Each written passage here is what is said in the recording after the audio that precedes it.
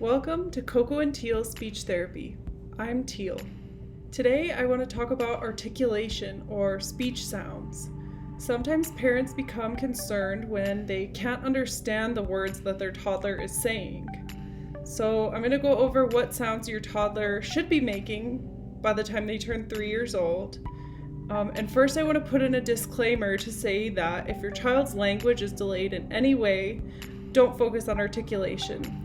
Your toddler should be using age-appropriate phrases, most likely 3 or more words together, before we even start to think about what those words sound like or whether the sounds are coming out correctly.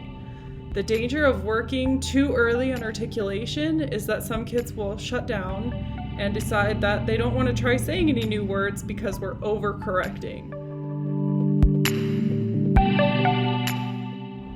The early 8 sounds are the only 8 sounds we would expect toddlers to be using correctly at the beginnings of words by age 3. These sounds are P, B, M, D, N, W, Y, and H. I advocate the use of touch cues as a tactile cue for your child to understand where and how these sounds are produced.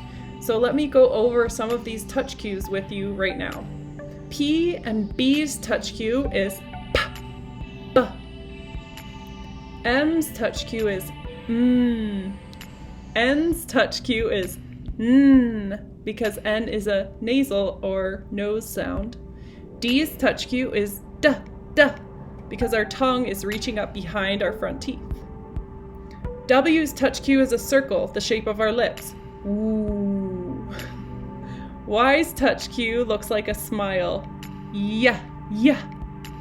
And H's touch cue, to show a puff of air coming out from our throat.